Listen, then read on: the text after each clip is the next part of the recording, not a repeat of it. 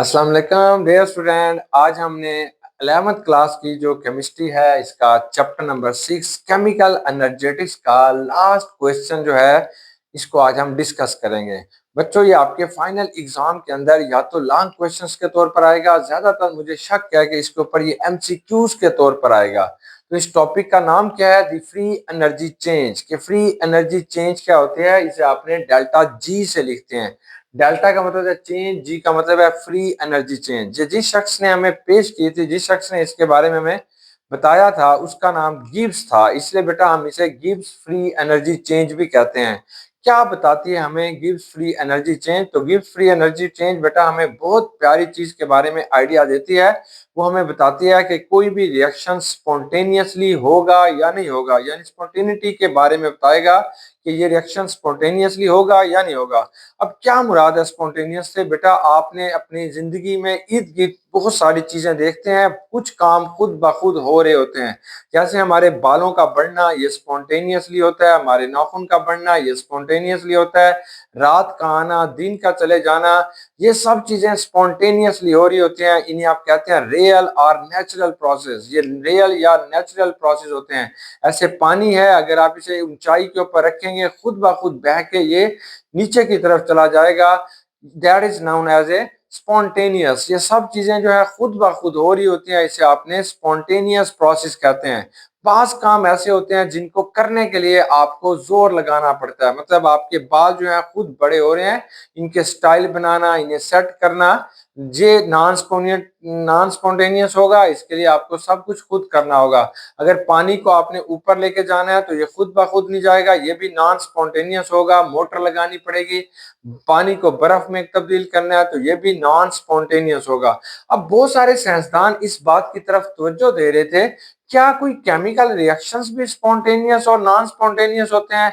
अब हम केमिस्ट्री की तरफ आ जाते हैं, वो एक जनरल फिनोमिना है। अब हम केमिस्ट्री में किसी केमिकल रिएक्शंस की बात करते हैं, क्या कोई केमिकल रिएक्शन भी स्पॉन्टेनियसली होगा या नहीं होगा? तो इसके लिए हमारे पास ना मुख्तलिफ किस्म के प्रोसेस आ रहे थे, जिनको एक्सप्लेन किया गया कि ये रिएक्शन स्पॉन्टेनियस है, ये रिएक्शन स्पॉन्टेनियस है नहीं है। तो सबसे पहले जो चीज बात की गई थी वो थी इंथाल्पी की बात की गई थी। इंथाल्पी, इंथाल्पी क्या होती है बेटा? ये हीट होती है इंथाल्पी। किसी भी सिस्टम के अंदर जो हीट पाई जाती है दैट इज कॉल्ड इंथाल्पी। तो इसको जो नाम दिया जाता है वो आपके पास इंथाल्पी होती है। Enthalpy is denoted by H. तो सबसे पहले कहा गया कि ऐसे रिएक्शंस जिसमें हीट खारिज होती है वो स्पॉन्टेनियस रिएक्शन होंगे, वो स्पॉन्टेनियस चेंज होगी। कैसे? जैसे आपके पास गर्म चाय की एक प्याली होती है, गर्म चाय आपके हाथ में है तो वहां से हीट खुद ब खुद निकल रही है। क्यों निकल रही है? वो एटमॉस्फेयर की तरफ जा रही है, क्योंकि एटमॉस्फेयर का जो टेम्परेचर है वो कम है, चाय का टेम्परेचर ज्यादा है। इसलिए ये आपके पास एक स्पॉन्टेनियस रिएक्शन होगा। तो शुरू में ये कहा गया कि ऐसे रिएक्शंस जिसमें बेटा हीट इवॉल्व होती है वो स्पॉन्टेनियस रिएक्शन होंगे, चाहे जो भी हैं। मतलब बर्निंग ऑफ कोल, अगर आपने किसी भी लकड़ी को, कागज के टुकड़े को आग लगा दी तो वो जलना शुरू हो जाएगा। एक दफा उसको एनर्जी की जरूरत पड़ती है रिएक्शन को स्टार्ट करने के लिए, फिर ये चलता चला जाएगा यहाँ तक कि जब तक वो कप, वो जो कार्बन है वो खत्म नहीं हो जाता, वो लकड़ी खत्म नहीं हो जाती, कागज का टुकड़ा खत्म नहीं हो जाता है, ये ऑक्सीजन खत्म नहीं हो जाता, तो ये रिएक्शन चलता जाएगा। तो दैट इज ए स्पॉन्टेनियस, और इसके दौरान मुसलसल हीट खारिज होती रहेगी। शुरू में ये कहा गया कि जिनके अंदर से हीट इवॉल्व होती है वो स्पॉन्टेनियस रिएक्शन होंगे। फिर उन्होंने एक ऐसी चीज को सामने ले आए तो वहां पे एक मसला, नया मसला खड़ा हो गया। मतलब melting of ice. Melting of ice के बारे में तुम्हारा क्या ख्याल है? लोगों ने पूछा, पहले आइस नहीं थी, जब आइस का वजूद आ गया तो ये जो आइस होती है इसे आप रूम टेम्परेचर के ऊपर रख देते हैं तो ये पिघलना शुरू कर देती है। आइस के molecules converted into liquid water, liquid water में ये कन्वर्ट हो रहा है, मेल्ट हो रहा है, ये खुद ब खुद हो रहा है, ये स्पॉन्टेनियस है। लोगों ने कहा बताओ, यहाँ तो इंथाल्पी अब्सॉर्ब हो रही है, यहाँ तो हीट अब्सॉर्ब हो रही है, ये तो एंडोथर्मिक है। तुम तो कहते थे all exothermic reaction are spontaneous, तो यहाँ तो हीट अब्सॉर्ब हो रही है। क्या ये स्पॉन्टेनियस रिएक्शन है? ये तो स्पॉन्टेनियस रिएक्शन है। लेकिन आपकी ये डेफिनेशन गलत हो गई कि all exothermic reactions are spontaneous. तमाम एक्सोथर्मिक रिएक्शन जो होते हैं स्पॉन्टेनियस होते हैं। तो ये तो एक एंडोथर्मिक रिएक्शन है, इसके अंदर तो बेटा हीट अब्सॉर्ब हो रही है। तो बताओ ये क्या होगा? फिर बेटा एक नया फलसफा आया जिसे आप इंट्रोपी कहते हैं। इंट्रोपी, इंट्रोपी क्या थी? चीजों के डिसऑर्डरनेस, बिखरना। मुकम्मल डिटेल के साथ हमने इसके ऊपर डिस्कशन कर लिया है। इंट्रोपी क्या होती है? चीजों का बिखर जाना, इसे बेटा इंट्रोपी कहते हैं। तो उन्होंने कहा जिसकी इंट्रोपी इंक्रीज हो रही होगी, मतलब जो चीजें बिखरी हुई होती हैं वो स्पॉन्टेनियस होती हैं। कैसे बेटा? आप घर से बाहर निकलते हैं, आपको जगह जगह गंदगी नजर आ रही होती है, चीजें, दरख्तों से पत्ते गिरे पड़े होते हैं, कागज के टुकड़े पड़े होते हैं, तो इसे हम कहते हैं ये खुद ब खुद हो रहा है। हाँ, ये खुद ब खुद हो रहा है, तो इंट्रोपी बढ़ रही है, इसकी इंट्रोपी बढ़ रही है। इसे हम कहते हैं कि ये स्पॉन्टेनियसली होती है। हाँ, बात ठीक है, ये स्पॉन्टेनियसली होगी क्योंकि वहां पे हर चीजें बिखर रही हैं। अगर एक दिन हम अपना मुंह नहीं धोते तो हमारा शक्ल ही अजीब हो जाती है, हमारे बाल बिखर जाते हैं, हमारा चेहरा खराब हो जाता है। ये सब कुछ स्पॉन्टेनियसली होता है क्योंकि ये इंट्रोपी बढ़ जाती है। ये नेचुरली प्रोसेस होता है। मतलब कोई भी दरख्त हैं, फूल हैं, अगर आप उन्हें नहीं काटते तो बिखर जाते हैं। घास है, उसे नहीं काटते तो बिखर जाते हैं, तो उसकी इंट्रोपी बढ़ जाती है। इस तरीके से इस इंट्रोपी का इंक्रीज हो जाना ये स्पॉन्टेनियसली है। हाँ, ये स्पॉन्टेनियसली है। तो फिर पूछा गया कि बताओ अब कौन सा रिएक्शन, केमिकल रिएक्शन जो होगा वो स्पॉन्टेनियस होगा, कौन सा रिएक्शन जो होगा वो नॉन स्पॉन्टेनियस होगा। तो गिब्स फिर हमारे इस मैदान के अंदर आते हैं, एक अजीम साइंटिस्ट जिन्होंने हमारा ये मसला हल किया कि ये रिएक्शन स्पॉन्टेनियस है, ये रिएक्शन बेटा नॉन स्पॉन्टेनियस है। तो उन्होंने कहा कि ये जो स्पॉन्टेनिटी होती है वो तीन बातों पे डिपेंड करेगी। एक उसकी इंथाल्पी पे, एक उसकी इंट्रोपी पे, एक उनकी बेटा टेम्परेचर के ऊपर। तो अब हम देखते हैं गिब्स क्या करते हैं। गिब्स ने बेटा जो अपनी डेफिनेशन पेश की थी, that is a thermodynamic property. ये एक थर्मोडायनेमिक प्रॉपर्टीज हैं, यानी यहाँ पे सिर्फ आपने हीट को देखना है, हीट आ रही है कि जा रही है, फिर इसके बाद फैसला होगा कि ये स्पॉन्टेनियस है कि नॉन स्पॉन्टेनियस है। इसलिए हम इसे कहते हैं ये थर्मोडायनेमिक प्रॉपर्टी है। दैट डिटरमाइनिंग, वो क्या करती है? डिटरमाइन ए केमिकल रिएक्शन, के एक जो केमिकल रिएक्शन होगा लाइकली टू बी स्पॉन्टेनियस और नॉन स्पॉन्टेनियस, क्या वो स्पॉन्टेनियस होना पसंद करता है, खुद ब खुद आगे की तरफ जाना पसंद करता है या नहीं।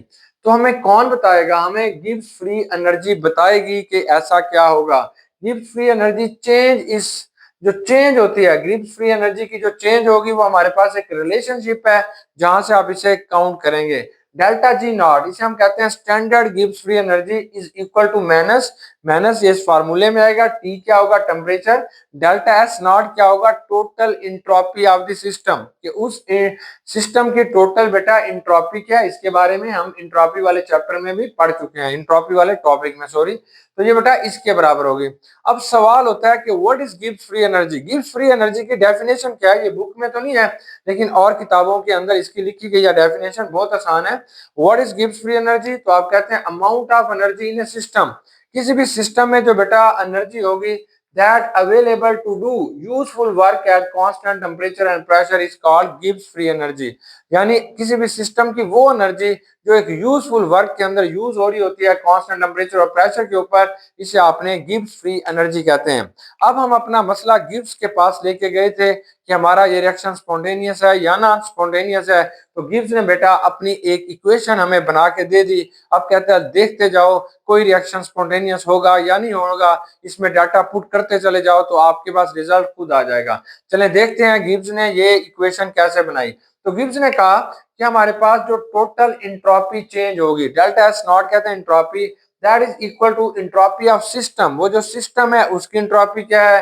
That is also equal to the entropy change of surrounding. जो सराउंडिंग की इंट्रोपी है वो किसके बराबर है? या बेटा हम इसे यूं भी लिख सकते हैं क्योंकि हम पहले पढ़ चुके हैं प्रीवियसली इंट्रोपी के अंदर, entropy of surrounding is equal to minus delta h not, यानी enthalpy change divided by temperature. यहाँ पे हमारी बुक में माइनस नहीं है, आपने माइनस लगा लेना, ये एक्सोथर्मिक रिएक्शन होता है। माइनस डेल्टा एच नॉट बटा टी ये सराउंडिंग की इंट्रोपी होगी। अब टोटल इंट्रोपी किसके बराबर होगी? तो आप कहेंगे टोटल इंट्रोपी बराबर है entropy of system plus surrounding. Surrounding की बेटा हमने वैल्यूज पुट कर दिया है माइनस डेल्टा एच नॉट बटा टी के। अब आपके पास ये इक्वेशन क्या बन जाएगी? डेल्टा एच नॉट टी, ये टोटल इंट्रोपी आएगी, इंट्रोपी ऑफ सिस्टम, ये बच्चों हमारे पास क्या आ जाएगी? सराउंडिंग और सिस्टम की टोटल हो जाएगी। अब इस सारी इक्वेशन को माइनस टी से मल्टीप्लाई कर दें, multiply this equation throughout by minus t, यानी टेम्परेचर से इस सारी इक्वेशन को मल्टीप्लाई कर दिया। तो ये बेटा आपके पास इससे मल्टीप्लाई करेंगे माइनस टी डेल्टा एस ये total entropy, minus T delta S system की इंट्रोपी, यहाँ पे भी आपने टी से मल्टीप्लाई कर दिया माइनस डेल्टा एच नॉट बटा टी के। अब ये टी इस टी से कट जाएगा, ये बन जाएगा minus T delta h not बराबर है minus T delta h not. ये सिस्टम है और ये माइनस माइनस जमा हो जाएंगे, डेल्टा एच नॉट के बराबर हो जाएगा। अब थोड़ा इसे आपने रीअरेंज कर लें, मतलब जो पॉजिटिव वाला है इसको पहले लिख दिया, जो नेगेटिव वाला है बेटा इसे बाद में लिख दिया।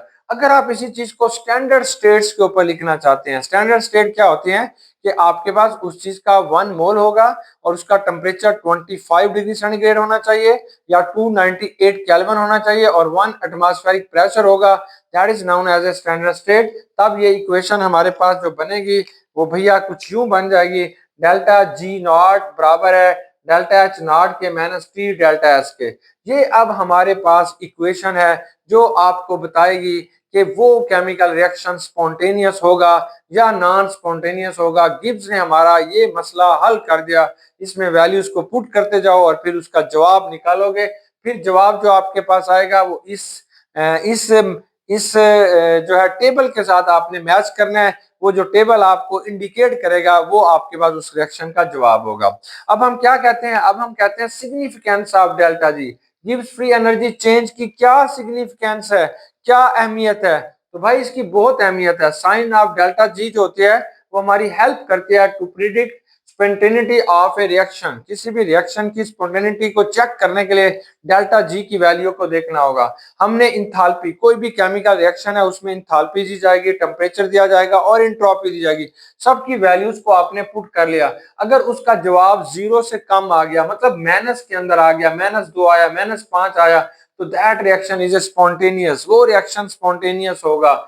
और ये रिएक्शन क्या होगा, फॉरवर्ड रिएक्शन में जाना चाहेगा। आपने यही देखना है ना कि ये रिएक्शन फॉरवर्ड डायरेक्शन में जाएगा या बैकवर्ड डायरेक्शन में जाएगा। तो अगर बेटा डेल्टा जी की वैल्यू 0 से कम होगी या नेगेटिव में होगी तो स्पॉन्टेनियस प्रोसेस होगा और रिएक्शन फॉरवर्ड डायरेक्शन में जाएगा, यानी प्रोडक्ट बनेंगे। आपका रिएक्शन हो सकता है फॉरवर्ड डायरेक्शन में ही जाएगा। अगर बच्चों डेल्टा जी की वैल्यू 0 से कम हो गई, मतलब पॉजिटिव में हुई, +1, +5, +20 कुछ भी है, पॉजिटिव में आ रही है, तो आपके पास वो प्रोसेस नॉन स्पॉन्टेनियस होगा। मतलब यह है कि फॉरवर्ड रिएक्शन नहीं होगा, बस रिवर्स रिएक्शन होगा। आपने इन रिएक्टेंट को प्रोडक्ट में तब्दील नहीं कर सकते, ये सिर्फ रिवर्स में ही रहेगा। अगर बच्चों डेल्टा जी की वैल्यू 0 के बराबर किसी रिएक्शन की आ रही है तो आप बताओगे कि यहाँ पे नो चेंज इन इंथाल्पी के अंदर, यानी ये डेल्टा जी की वैल्यू 0 है तो सिस्टम इज इन इक्विलिब्रियम। ये सिस्टम जो होगा इक्विलिब्रियम में होगा। No net change in chemical reaction, ये जो केमिकल रिएक्शन है ना तो फॉरवर्ड रिएक्शन में जाएगा ना बेटा ये क्या करेगा, बैकवर्ड डायरेक्शन में जाएगा। इस स्पॉन्टेनिटी को एक्सप्लेन करने के लिए बहुत खूबसूरत एग्जांपल्स हमारी बुक के अंदर दी गई हैं और ये सारे या तो शॉर्ट क्वेश्चंस होंगे या बेटा ये सारे के सारे एमसीक्यूज होंगे। आपने बहुत अच्छे तरीके से इसे याद करना है। Quick check 6.9, last quick check है 6.9, आपने इसे सॉल्व करना है। सबसे पहली बात यह है कि what do you expect entropy value of following reactions. कुछ रिएक्शंस आपको दिए जाएंगे, पूछेंगे बताओ कि इस रिएक्शंस में प्रोडक्ट की एंट्रोपी क्या है और हमारे पास रिएक्टेंट की एंट्रोपी क्या है, इसके बारे में आपका क्या आइडिया बताओ। तो बेटा जो एंट्रोपी होती है वो बेटा नंबर ऑफ मॉलिक्यूल्स के डायरेक्टली प्रोपोर्शनल है। अगर किसी चीज के अंदर मॉलिक्यूल्स की तादाद ज्यादा होगी तो उसकी बच्चों एंट्रोपी भी ज्यादा होगी। अगर एंट्रोपी ज्यादा होगी तो डिसऑर्डरनेस भी वहां पे ज्यादा होगा। भाई यही एक फंडामेंटल कंसेप्ट है जो हम प्रीवियस लेक्चर के अंदर डिस्कस कर चुके हैं। अब इसको देखो, ये हमने फॉर्मेशन ऑफ अमोनिया ले रहे हैं। सबसे पहले तो आपने फिजिकल स्टेट देखनी है। हम जानते हैं सबसे ज्यादा एंट्रोपी गैस की होती है, उससे कम लिक्विड की है, सबसे कम सॉलिड की होती है। ये सारी गैसेज हैं, नाइट्रोजन को लिया, हाइड्रोजन को लिया और ये अमोनिया बन गई, तो सारी गैसेज हैं। अब आपने डिसीजन करना है किसके मॉलिक्यूल्स, किसके नंबर ऑफ मोल्स ज्यादा हैं। नाइट्रोजन का नंबर ऑफ मोल्स 1 है, हाइड्रोजन के नंबर ऑफ मोल्स 3 है, तो इसके नतीजे में 2 नंबर ऑफ मोल्स अमोनिया के बने। किसके नंबर ऑफ मोल्स ज्यादा हैं देखिए, तो आप देख रहे हैं कि ये जो आपके पास रिएक्टेंट है इनके 4 मोल्स हैं, इनके बच्चों हमारे पास 4 मोल्स हैं। और ये जो अमोनिया आपके पास बन रही है इसके आपके पास 2 मोल्स हैं, 2 मोल्स। तो बताओ एंट्रोपी क्या होगी, तो आप कहेंगे जब ये रिएक्शन फॉरवर्ड रिएक्शन में जाएगा तो एंट्रोपी डिक्रीज होगी, एंट्रोपी की जो वैल्यू होती है वो कम होना शुरू हो जाएगी, यानी कि इसकी वैल्यू जो है कम होगी। अगर ये रिएक्शन किस डायरेक्शन में जाएगा, फॉरवर्ड डायरेक्शन में जाएगा, तो एंट्रोपी कम होगी, यानी डिसऑर्डरनेस कम होगा।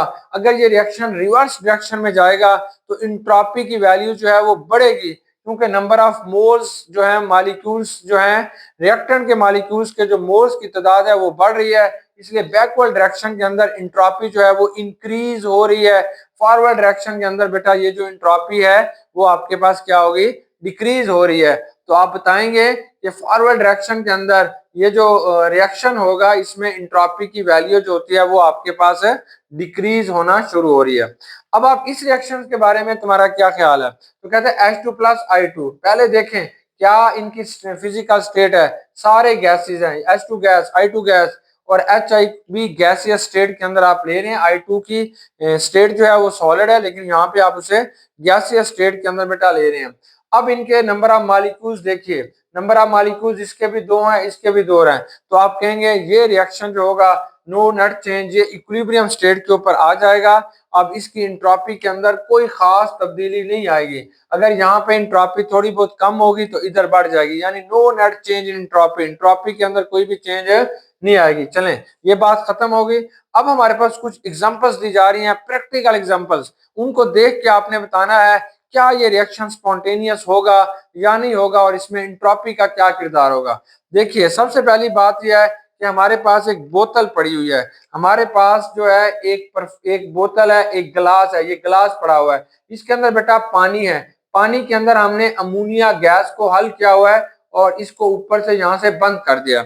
अब हम इसको खोल देते हैं, ओपन कर देते हैं, खोल देते हैं, तो बताओ, स्मेल फ्रॉम एन ओपन बोतल of aqueous ammonia diffusing throughout a room, अगर वो रूम के अंदर उसकी स्मेल फैल जाती है तो क्या होगा, बताना क्या है। Which of the following change likely to be spontaneous, कौन सी चेंज जो है वो स्पॉन्टेनियस होगी। तो बच्चों देखो, जब ये अमोनिया पानी के अंदर थी तब ये लिक्विड स्टेट के अंदर थी, यानी डिसॉल्व हो चुकी थी। अब लिक्विड से ये किसके अंदर जा रही है, गैस के अंदर जा रही है।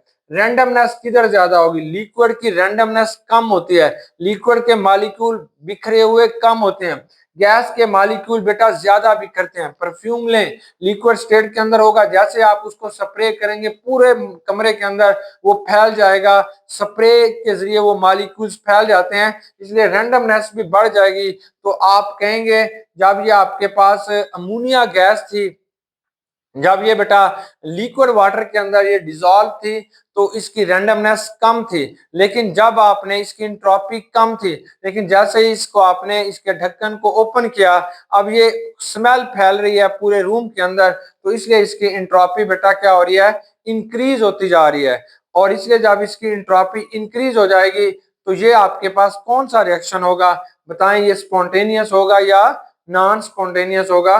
तो हम कहते हैं जब किसी भी चीज की एंट्रोपी की वैल्यू जो है वो बढ़ती है, ग्रेटर देन जीरो हो जाएगी, entropy is greater than zero, या एंट्रोपी इज ए पॉजिटिव, यहाँ पे एंट्रोपी क्या होगी बच्चों, पॉजिटिव होगी, तो that reaction is a spontaneous, ये रिएक्शन क्या होगा, स्पॉन्टेनियस है। बोतल खोल के रखें सी परफ्यूम की, खुद ब खुद सारे कमरे के अंदर फ्यूम्स फैल जाते हैं, खुशबुएं फैल जाती हैं, तो ये एक स्पॉन्टेनियस प्रोसेस होता है, लिक्विड से गैस के अंदर कन्वर्ट होना, एंट्रोपी इंक्रीज हो जाती है, इसकी वैल्यू पॉजिटिव में आ जाती है और ये रिएक्शन बच्चों स्पॉन्टेनियस हो जाता है। चलें दूसरा रिएक्शन देखिए, अगर water turning to ice at -10 degree centigrade, ये बेटा फ्रिज के अंदर हमने पानी को रखा है और इस फ्रिज का टेम्परेचर -10 डिग्री सेंटीग्रेड हो गया। अब क्या हो रहा है कि ये जो लिक्विड है इसकी एंट्रोपी ज्यादा है, अब इस लिक्विड को आपने सॉलिड के अंदर कन्वर्ट करते जा रहे हैं, तो बताओ एंट्रोपी के साथ क्या होगा। तो आप कहेंगे एंट्रोपी जो है वो डिक्रीज होती जा रही है, लेस देन जीरो, एंट्रोपी की वैल्यू कम होती जा रही है, क्योंकि सॉलिड के अंदर मॉलिक्यूल मोर अरेंज्ड होते हैं, ज्यादा अरेंज उनके अंदर अरेंजमेंट पाई जाती है, लिक्विड के अंदर अरेंजमेंट नहीं पाई जाती। तो इस तरीके से बेटा इसकी जो एंट्रोपी होगी वो डिक्रीज हो रही है। कभी भी पड़ा हुआ पानी खुद ब खुद बर्फ के अंदर तब्दील नहीं होता, इसके लिए फ्रिज लानी पड़ेगी, बिजली देनी पड़ेगी, कंप्रेसर लगाना पड़ेगा, कंडेंसर लगाना पड़ेगा, उसका टेम्परेचर कम करेंगे -10 डिग्री सेंटीग्रेड पर, फिर जाके पानी जो है वो आइस में तब्दील होगा। बताओ स्पॉन्टेनियसली होगा या नहीं होगा, नहीं होगा, ये आपके पास नॉन स्पॉन्टेनियस रिएक्शन है, क्योंकि यहाँ पे डेल्टा एस की वैल्यू बेटा नेगेटिव में आ रही है। तो आप बताओगे that is a non spontaneous reaction, कि ये जो रिएक्शन होगा ये नॉन स्पॉन्टेनियस है, सारे काम खुद करोगे, फिर बर्फ में इसे पानी को तब्दील कर सकते हैं। चले नेक्स्ट आता है कि water mixing with salt completely, कि अगर एक पानी है, ये पानी पड़ा हुआ है, इस पानी के अंदर आपने NaCl को मिक्स करते हैं, तो बताओ इसकी इंट्रोपी के साथ क्या होगा। तो बेटा जब सोडियम क्लोराइड था तो सोडियम आयन और क्लोराइड आयन दोनों में फोर्स ऑफ अट्रैक्शन पाई जा रही थी और इसकी इंट्रोपी कम थी, यानी ये आपस में सॉलिड स्टेट के अंदर है। जैसे आपने इनको पानी के अंदर डाला, now they can be breakup into sodium ion plus chloride ion. अब ये ब्रेकअप होना शुरू हो गए सोडियम आयन और क्लोराइड आयन के अंदर, और फिर ये बेटा ये तैरना शुरू कर देते हैं। सोडियम आयन इधर भाग रहा है, क्लोराइड आयन उसके पीछे भाग रहा है, क्लोराइड आयन के पीछे सोडियम, सारे सॉल्यूशंस के अंदर सोडियम और क्लोराइड आयन ने उद्यम मचाया हुआ है, भाग दौड़ रहे हैं। तो बताओ इंट्रोपी के साथ क्या हो रहा है भाई, इंट्रोपी बढ़ रही है, डिसऑर्डरनेस बढ़ रही है। मतलब घर के अंदर एक बच्चा आता है, वो आके आपकी चीजों को इधर फेंकता है, इधर फेंकता है, इधर फेंकता है, तो वो इंट्रोपी इंक्रीज हो जाएगी क्योंकि उसने उद्यम मचा दिया। जितना ज्यादा आप चीजों को फेंकेंगे इंट्रोपी बढ़ेगी, जितनी चीजें तरतीब के साथ पड़ी होंगी इंट्रोपी कम होगी। तो आपने देखा कि यहाँ पे जब आपने सोडियम क्लोराइड को पानी के अंदर हल किया तो इसकी इंट्रोपी जो होती है वो बेटा इंक्रीज हो जाती है, इसकी इंट्रोपी जो होगी वो बढ़ना शुरू हो जाएगी। और हम कहते हैं अगर इंट्रोपी की वैल्यू जो होती है वो अब बेटा हमारे पास ग्रेटर देन जीरो आ जाएगी, यानी इसकी जो वैल्यू होगी वो ग्रेटर देन जीरो हो जाएगी। और ये जो इंट्रोपी का आपके पास जवाब आ रहा होगा, यानी कि इंट्रोपी जो होगी वो ये बेटा यहाँ पे क्या हो जाती है, इंक्रीज हो जाती है in case of dissolving the NaCl। और ये NaCl को जब आप पानी के अंदर एक दफा फेंक देते हैं तो इंट्रोपी बढ़ती है, इंट्रोपी बढ़ती है तो ये रिएक्शन स्पॉन्टेनियसली होना शुरू हो जाएगा। मतलब आप नमक जितना उसके अंदर हल होना था वो खुद ब खुद हल होता जा रहा है, क्योंकि बेटा ये एक स्पॉन्टेनियस प्रोसेस की तरफ चला जाएगा, इसकी इंट्रोपी बढ़ गई है। तीसरा यह है कि अगर आपके पास लाइम स्टोन है, लाइम स्टोन क्या होता है, इसे चूने का पत्थर कहते हैं। जैसे किसी को चूना लगाना तो ये चूने का पत्थर होता है। चूने के पत्थर का क्या फार्मूला होगा, कैल्शियम कार्बोनेट। कैल्शियम कार्बोनेट को बेटा हमने चूने का पत्थर कहते हैं, कैल्शियम कार्बोनेट। कैल्शियम कार्बोनेट जो है ये चूने का पत्थर है। जब आप इसे, ये सॉलिड स्टेट के अंदर पाया जाएगा, जब आप इसे गर्म करेंगे तो कैल्शियम ऑक्साइड में प्लस कार्बन डाइऑक्साइड में ये गैस में कन्वर्ट हो जाएगा। कहते हैं बताओ ये आपके पास इसके ऊपर इंट्रोपी क्या होगी, स्पॉन्टेनियस होगा या नहीं होगा, होगा।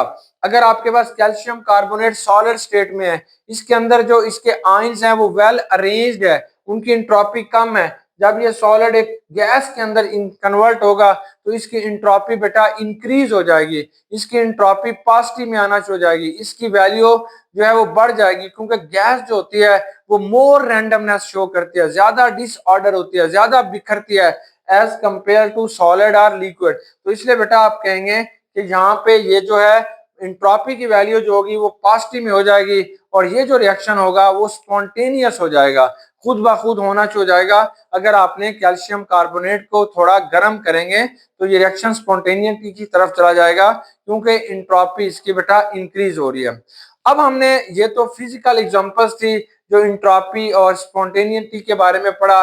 अब हम एक चीज में फ्री एनर्जी कैलकुलेट करते हैं जो हमारी बुक के अंदर दिया गया है। एक एग्जांपल दी गई है कि calculating the delta g not for the reaction, कि एक रिएक्शन दिया जा रहा है, इसके लिए आपने डेल्टा जी की वैल्यू कैलकुलेट करनी है, डेल्टा जी नॉट की। डेल्टा जी नॉट कहता है रिएक्शन क्या है, कैल्शियम सल्फेट है, कैल्शियम सल्फेट है। जब बेटा इसे पानी में या वैसे आप इसे हीट देते हैं तो पानी के अंदर इसे जब डालते हैं तो कैल्शियम सल्फेट पानी के अंदर जाने के बाद ये टूट जाता है कैल्शियम आयन में और सल्फेट आयन में। तो आपने बताना क्या है कि इसकी फ्री एनर्जी कितनी होगी, और फिर ये भी बताओ क्या ये रिएक्शन स्पॉन्टेनियसली होगा या नहीं होगा, ये चीज भी बता दें। चलें जी बताते हैं। अब ये कैल्शियम सल्फेट है। अब आपने जानते हैं कि आपके पास तीन चीजें इस्तेमाल होती हैं गिब्स फ्री एनर्जी के अंदर, एक उसकी इंथैल्पी है, इंट्रोपी है और एक उसका टेम्परेचर है। तीन चीजें हमारे पास होंगी तो आप उसकी जो है गिब्स फ्री एनर्जी को कैलकुलेट करेंगे। सबसे पहले ये हमें बताना चाह रहा है, यहाँ पे जो टेम्परेचर है 25 डिग्री सेंटीग्रेड है। अब आप देखते हैं कि इंथैल्पी किसकी कितनी है, तो enthalpy of formation calcium sulphate की जो इंथैल्पी है हमारी बुक में है बेटा ये 1000 माइनस नेगेटिव में है, माइनस 1432.7 किलो जूल है। इंथैल्पी चेंज ऑफ कैल्शियम कितना है, ये बेटा आपके कैल्शियम आयन कितना है, ये भी माइनस में आएगी 543.0 kilo joule. Enthalpy change of sulphate कितना है, ये भी बुक के अंदर से उसने दिया हुआ है कि -907.5 किलो जूल है। ये आपके पास तीनों की इंथाल्पीज आ गई, इसकी इंथाल्पी, इसकी। अब बेटा आपने इनकी इंट्रोपी बतानी है कि कितने शरारती हैं ये, सोल्यूशन के अंदर कितना भागते दौड़ते हैं, कितनी शरारतें करते हैं, वो आपने बताना है।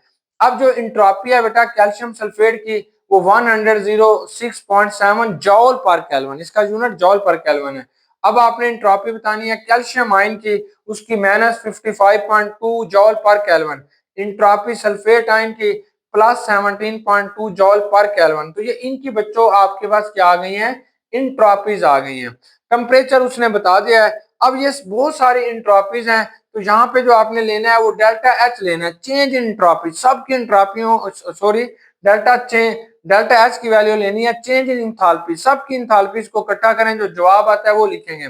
यहाँ पे बेटा सबकी इंट्रोपियों को इकट्ठा करें, जो जवाब आएगा वो लिखेंगे, चेंज इन इंट्रोपी लेनी है। सबसे पहले आपने चेंज इन इंथाल्पी कैलकुलेट करेंगे, किसके बराबर होगी, total enthalpy of product minus total enthalpy of reactant. तो पहले प्रोडक्ट की लिखिए, प्रोडक्ट की क्या थी, कैल्शियम की लिखिए -543.0 -907.5, फिर आपने आप रिएक्टेंट की लिखेंगे -1432.7, ये माइनस इसका है, ये माइनस फार्मूले में है। टोटल आपके पास जो इसका जवाब आ जाएगा -17.8 किलो जूल आ जाएगा। चलिए आप इंट्रोपी कैलकुलेट कीजिए, सेम कैलकुलेट करेंगे, entropy of product minus entropy of reactant. ये आपने पहले प्रोडक्ट की वैल्यूज को लिख लिया, फिर रिएक्टेंट की वैल्यूज को लिख लिया। इसका जो जवाब बच्चों आपके पास आता है -1447 जॉल पर केल्विन। लेकिन इसे आपने जो किलो जॉल में कन्वर्ट करना है, किलो जॉल में कन्वर्ट करने के लिए भाई इसे आपने 1000 पे तकसीम करेंगे। जब तकसीम करेंगे तो इसका जवाब आ जाएगा डेल्टा एस नॉट -0.100, वही सारे का सारा 1447 किलो जॉल पर केल्विन आ जाएगा। चलें जी, अब हमारी ये इक्वेशन है, डेल्टा जी नॉट बराबर है delta h not minus D delta S. तो ये इक्वेशन है, तो यहाँ पे डेल्टा एच नॉट की वैल्यू पुट की, यहाँ पे टेम्परेचर को आपने हमेशा केल्विन में लेना है, यहाँ पे इंट्रोपी का आपने वैल्यू पुट की, चेंज इंट्रोपी। तो हमारे पास जो जवाब आ गया वो पॉजिटिव 25.3 किलो जूल आ गया, यानी जमा 25.3 प्लस 25.3 किलो जूल आ गया इसका जवाब। अगर हमें बताया गया है डेल्टा जी की वैल्यू पॉजिटिव में आएगी तो वो रिएक्शन जो होगा वो नॉन स्पॉन्टेनियस प्रोसेस होगा, वो रिएक्शन कभी भी खुद ब खुद नहीं होगा। तो अब हमारे पास जो एक मेन चीज आ रही है, जो हमें बताई जा रही है, वो बताया जा रहा है टेम्परेचर के, टेम्परेचर का इसके ऊपर क्या असर होगा। चलें बेटा, अब हमने ये देखना है कि what is the effect of temperature on spontaneity, किस कोई रिएक्शन के स्पॉन्टेनियस होने में टेम्परेचर क्या किरदार अदा कर रहा है। तो बेटा स्पॉन्टेनिटी एंड टेम्परेचर चेंज, कि हमारे पास ये जो इक्वेशन है गिब्स फ्री एनर्जी की, वो ये है डेल्टा जी नॉट बराबर है delta h not minus T delta S. आपने याद कर लेना है, ये बच्चों आपके पास गिब्स फ्री एनर्जी की एक इक्वेशन है। अब ये जो इक्वेशन होती है ये टोटली टेम्परेचर पे डिपेंड करती है।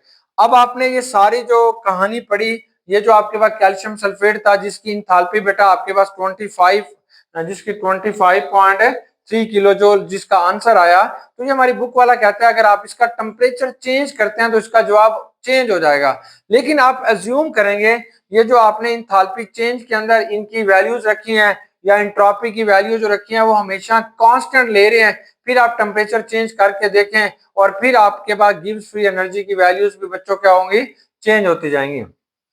ये टेम्परेचर पे डिपेंड कर रहा है।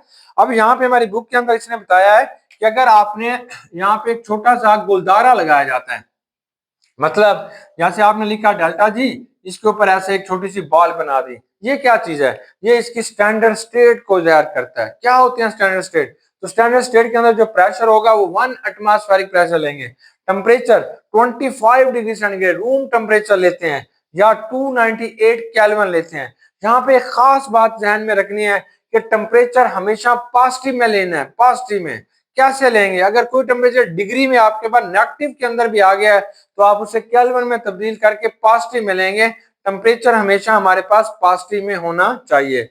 चलें, अब ये सारी जवाब के बाद कि कोई केमिकल रिएक्शन कैसे हमारे पास स्पॉन्टेनियस होगा या नॉन स्पॉन्टेनियस होगा। तो ये एक छोटा सा इस सारी गुफ्तगू का, इस सारे डिस्कशन का एक छोटा सा लाहे अमल हमने तैयार किया, एक छोटा सा टेबल हमारी बुक में दिया गया है। ये हमें बताता है कि आया कि ये रिएक्शन स्पॉन्टेनियस होगा या बच्चों नॉन स्पॉन्टेनियस। देखिए पहले पहले डेल्टा एच नॉट इंथाल्पी को देखा गया, इंथाल्पी देखो उसकी क्या है, फिर डेल्टा एस नॉट इंट्रॉपी देखो, फिर आप बताओगे डेल्टा जी की नॉट की वैल्यू क्या आएगी।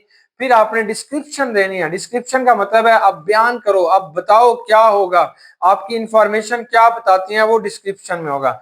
चलें देखिए, अगर किसी रिएक्शन में डेल्टा एच नॉट की वैल्यू नेगेटिव में होगी और डेल्टा एस नॉट की वैल्यू बेटा पॉजिटिव में हो गई, तो मतलब यह है कि किसी के अंदर पॉजिटिव में होगी तो डेल्टा जी नॉट की वैल्यू नेगेटिव में होगी तो वो स्पॉन्टेनियस होगा हॉट टेम्परेचर के ऊपर, अंडरस्टूड, यानी स्पॉन्टेनियस होगा अगर डेल्टा जी नॉट की वैल्यू नेगेटिव में होगी। अगर बेटा डेल्टा एच नॉट की वैल्यू पॉजिटिव में होगी, डेल्टा एस नॉट की वैल्यू नेगेटिव में होगी, डेल्टा जी की वैल्यू पॉजिटिव में आ गई तो वो नॉन स्पॉन्टेनियस है, अंडरस्टूड। अगर ये negative negative, delta h not की वैल्यू भी नेगेटिव है, डेल्टा एस नॉट की भी नेगेटिव है, डेल्टा जी की वैल्यू में भी पॉजिटिव और नेगेटिव हो सकती है, ये स्पॉन्टेनियस होगा लो टेम्परेचर पे। अगर आप नॉन स्पॉन्टेनियस होगा एट हाई टेम्परेचर पे। अगर आपके पास डेल्टा एच नॉट की वैल्यू भी पॉजिटिव है, डेल्टा एस नॉट की वैल्यू भी पॉजिटिव है, तो डेल्टा जी क्या करेगा, ये बेटा नॉन स्पॉन्टेनियस होगा एट लो टेम्परेचर पे और स्पॉन्टेनियस होगा एट हाई टेम्परेचर पे। कैसे, वजाहत कीजिए। अब हम इसको एक्सप्लेन करते हैं। बेटा what is delta h not, इसे इंथाल्पी कहते हैं। अगर किसी भी रिएक्शन के अंदर से हीट निकल रही है और उसकी इंट्रोपी बढ़ रही है, रैंडमनेस बढ़ रही है, तो डेल्टा जी की वैल्यू भी नेगेटिव हो जाएगी, वो रिएक्शन स्पॉन्टेनियस होगा चाहे जिस टेम्परेचर के ऊपर भी आप करवाएं। कैसे, एग्जांपल दीजिए। एग्जांपल आ गई, बर्निंग ऑफ कोल, यानी अगर आप कोयले को जला रहे हैं, लकड़ी को जला रहे हैं, कागज को जला रहे हैं, तो वहां से हीट निकल रही है, डेल्टा एच नॉट की वैल्यू 0 से कम हो जाएगी, एक्सोथर्मिक होगा, हीट निकल रही है, इंट्रोपी बढ़ रही है, क्योंकि सॉलिड जो है वो गैस में कन्वर्ट होता जा रहा है। ये जो लकड़ी थी ये बेटा आपके पास सॉलिड है और ये किस चीज में कन्वर्ट होती जा रही है, गैस में। अगर कोई भी स्टेट ऑफ मैटर सॉलिड से गैस में जाएगा तो इंट्रोपी बढ़ेगी, तो वो रिएक्शन स्पॉन्टेनियस हो जाएगा हॉट टेम्परेचर पे। चाहे उसको आपने ऐसा आग लगाई हुई है, चाहे तेज आग लगाई हुई है, तो बच्चों स्पॉन्टेनियस होता चला जाएगा, खुद ब खुद होगा।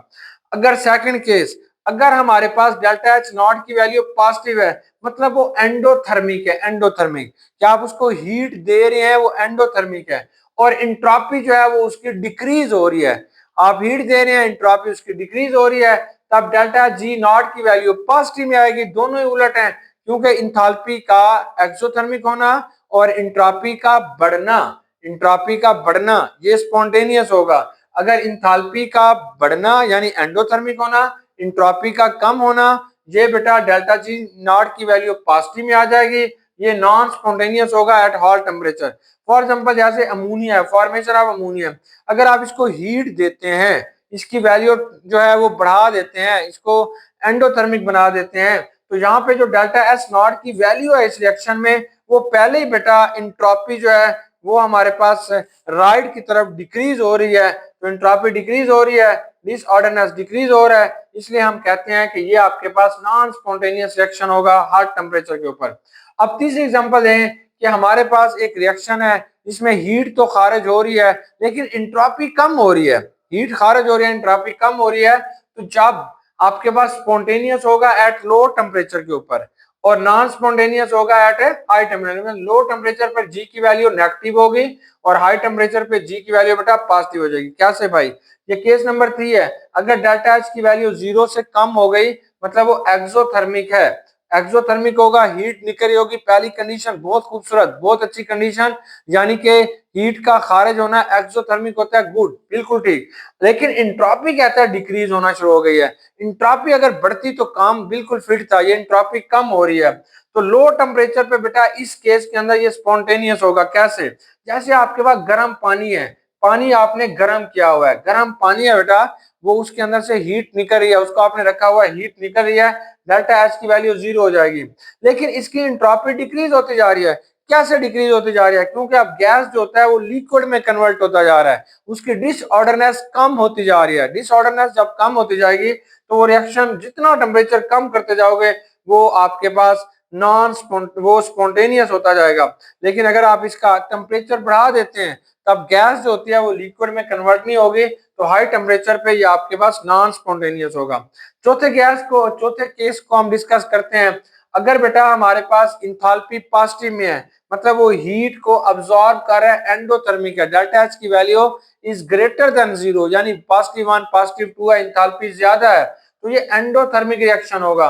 जब एंडोथर्मिक है तो अब इसके अंदर जो इंट्रोपी है वो बढ़ रही है, इंट्रोपी बढ़ रही है, यानी इंथाल्पी जो है वो आपके पास एंडोथर्मिक है, वो एंडोथर्मिक रिएक्शन है, लेकिन इंट्रोपी बढ़ रही है, मोर डिसऑर्डरनेस है। तो अगर आपके पास टेम्परेचर लो होगा तो ये नॉन स्पॉन्टेनियस होगा। अगर टेम्परेचर हाई कर दोगे ये स्पॉन्टेनियस होना शुरू हो जाएगा। कैसे? जैसे कैल्शियम कार्बोनेट है, जब कैल्शियम कार्बोनेट तब टूटेगा जब बच्चों आप इसे हीट दोगे, तो ये कैल्शियम ऑक्साइड में और कार्बन डाइऑक्साइड में टूटेगा, क्योंकि एक सॉलिड गैस में कन्वर्ट हो रहा है, रैंडमनेस बढ़ रही है, इसलिए एंट्रोपी इसकी बढ़ रही है, लेकिन ये एंडोथर्मिक है। अगर जितनी हीट दोगे एंट्रोपी उतनी बढ़ेगी और ये जो रिएक्शन होगा ये बेटा आपके पास क्या होगा, स्पॉन्टेनियस हो जाएगा। अगर हीट इसकी जितनी कम कर दोगे तो ये रिएक्शन जो होगा स्लो हो जाएगा और इसकी जो इंट्रोपी है वो डिक्रीज होना शुरू हो जाएगी। तो लो टेम्परेचर के ऊपर ये नॉन स्पॉन्टेनियस है और हाई टेम्परेचर के ऊपर बेटा ये क्या होगा, स्पॉन्टेनियस है। देखिए कितना मजे का टॉपिक है, आपने इसे बेटा शॉर्ट क्वेश्चन और एमसीक्यूज के लिए याद करना है। अब ये टेबल कैसे याद करोगे, बहुत आसान है। माइनस यानी negative positive negative, negative positive negative spontaneous, फिर आपने पॉजिटिव पहले लेने हैं, positive negative positive non spontaneous, positive negative positive non spontaneous. अब दोनों सेम, नेगेटिव नेगेटिव पॉजिटिव और नेगेटिव जवाब आएगा, नेगेटिव नेगेटिव पॉजिटिव और negative, spontaneous at low temperature और non spontaneous at high temperature, फिर पॉजिटिव पॉजिटिव पॉजिटिव और negative non, अब इसको उलट कर दो, non spontaneous at low temperature and spontaneous eight A high temperature. उम्मीद है स्टूडेंट कि आपको ये टॉपिक समझ आ गया होगा। बाकी इंशाल्लाह बाकी चीजें जो है वो इसके हम बाद में एक्सरसाइज वगैरह को अब हम डिस्कस करेंगे। बेस्ट विजय, गुड लक, अल्लाह हाफिज।